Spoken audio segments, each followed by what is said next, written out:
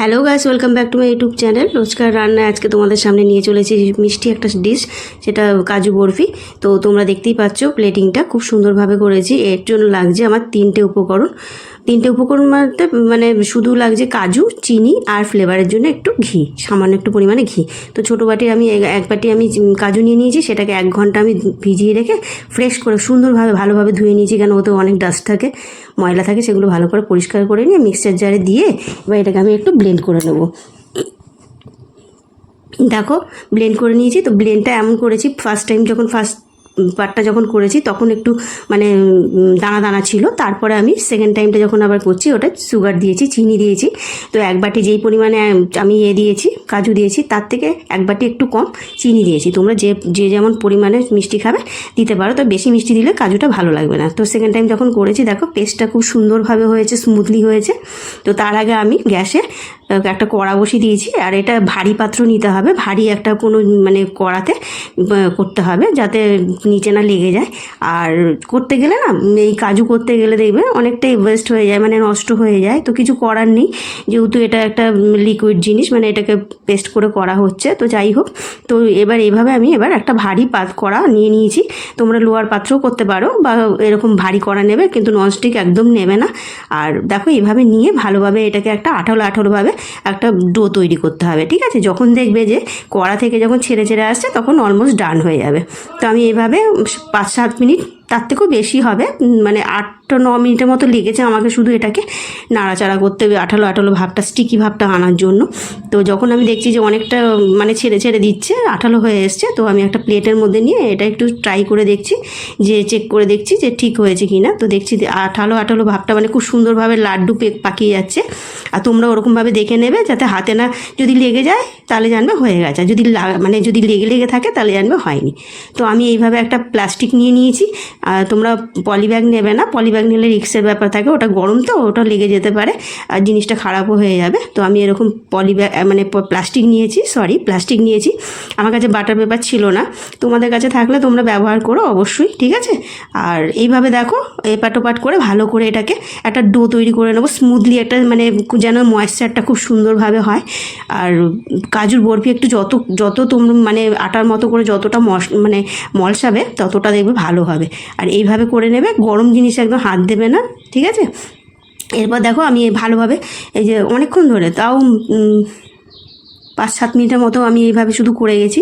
একবার এপাট করে ভালো করে এটাকে একদম খুব সুন্দরভাবে স্মুথলি করে নিয়েছি। আর সামান্য একটু হাতে একটু ঘি লাগিয়ে নিয়েছি, যাতে হাতে মানে গরম ভাবটাও না লাগে, আর যেন আমি ধরতেও পারি। তো যখন দেখেছি একটু অনেকটাই ঠান্ডা হয়ে এসছে, অনেকটাই ঠান্ডা হয়েছে, ধরার মতো হয়ে এসছে, তো আমি এটাকে ট্রান্সফার করে নিয়েছি একটা রুটির চাটকিতে। তো সেটার মধ্যে একটা ভালোভাবে ডো করে নিলাম। দেখো কী সুন্দর, দেখো স্কিনটা খুব সুন্দর গ্লেজি হয়ে গেছে। তো এইভাবে নিয়ে আমি এবার বেলনি দিয়ে রুটির মতো করে আলতোভাবে বেলে নেবো, আলতো হাতে করবে। আর তোমরা কীরকম মানে বেশি মোটা রাখতে চাও কি পাতলা রাখতে চাও, সেটা তোমাদের ওপর ডিপেন্ড করছে। তো তোমরা এইভাবে করে নেবে, আমি যেভাবে দেখাচ্ছি। তো আমি বেশি মোটাও করিনি আর বেশি পাতলাও করিনি, ঠিক আছে? নর্মাল মতো করেছি। আর এইভাবে তোমরা যদি এটা করো, কাজুর বরফিটা করো, দেখবে খেয়ে দেখবে খুব ভালো লাগবে। আর আমি না 1 চামচ ঘিও দিয়ে দিয়েছিলাম, সেটা জানি না কী করে স্কিপ হয়ে গেছে, বুঝতে পারিনি, ঠিক আছে? তো যাই হোক, তোমরাও ঘিটা দিয়ে দেবে, ওটা ফ্লেভারের জন্য, ওটা জাস্ট অলমোস্ট ফ্লেভারের জন্য দিতে হয়। তো ভালো লাগে, সেন্টটা খুব সুন্দর লাগে, তো যার জন্য আমি ওটা দিয়েছি। এরপরে এরমভাবে আমি বেলে নিয়ে এবার এটাকে কাটিং করব। এবার তোমরা যদি ওই চিনির ভাবটা বেশি দাও না, তাহলে এটা বাজারে যে কেনা যে নর্মাল যে বরফিগুলো হয় সেরকম লাগবে। আর যদি তোমরা মিষ্টির পরিমাণটা যদি ঠিকঠাক দাও, যে ছোটো বাটির 1 বাটি তোমরা কাজু দিলে, তার থেকে চিনির পরিমাণটা সব থেকে কম দেবে একটু। আর দেখবে ওটা দেখবে ভালো কোনো মিষ্টি সুইচ দোকানের মতো লাগবে। তো মিষ্টির দোকানের মতো একদম লাগবে, যেমন বিকানিয়ার, হলদিজি, ঠিক আছে? এসব যে বড় যে প্রোডাক্টগুলো যে আছে মিষ্টান্ন যে দোকানে যে পাওয়া যায়, বড় নামের প্রোডাক্টের যে দোকানগুলো যে পাওয়া যায় সুইট হাউসে, সেরকম ভালো লাগবে। তো যাই হোক, আমি এর মধ্যে এই যে চান্দির যে বার্ড থাকে সেটা আমি দিয়ে দিয়েছি। তো আমি দিইনি, আমার হাতে লেগে যাচ্ছিলো, আমার হাজব্যান্ড আমাকে হেল্প করেছে। তো যাই হোক, ওনাকে বললাম লাগিয়ে দিতে, উনি লাগিয়ে দিয়েছে, তো আমার একটু সুবিধে হলো। এরপর দেখো আমি এইভাবে কাটিং করে নিচ্ছি, মানে লম্বা করে কেটে নিয়ে এরপর আমি বরফির আকারে কেটে নেবো, ঠিক আছে? আর তোমরা এটাকে না এই চান্দির যে বার্গটা আছে এটা যতটা পারবে অ্যাভয়েড করবে। যদি বাড়িতে যদি তোমরা এটা অবশ্যই খাবে তো এটাকে দিও না, এটা অনেক সময় ভালো হয় না। আর আমি এটা যেহেতু ভিডিও করছি বলে এটা প্লেটিং করবো বলে সেই জন্য দেখতেও ভালো লাগবে, সেই কারণে আমি এটা দিয়েছি, চান্দির বার্গটা দিয়েছি, ঠিক আছে। তো যাই হোক তোমরা এইভাবে এই যে কাটিং করে না নিয়ে আমি এইভাবে এবার একটু, আর তোমরা না আরেকটা জিনিস করবে, আমি একটু গরম গরম অবস্থাতে কাটিং করে প্লেটিং করেছি, তোমরা না আধ ঘন্টা মতো একটু রেখে দেবে, ওটা তোমাদের কাটিং করতেও সুবিধা হবে আর তুলতেও খুব সুবিধা হবে, ঠিক আছে। আর তোমরা এইভাবে বাড়িতে তৈরি করে দেখো, খুব ভালো লাগবে।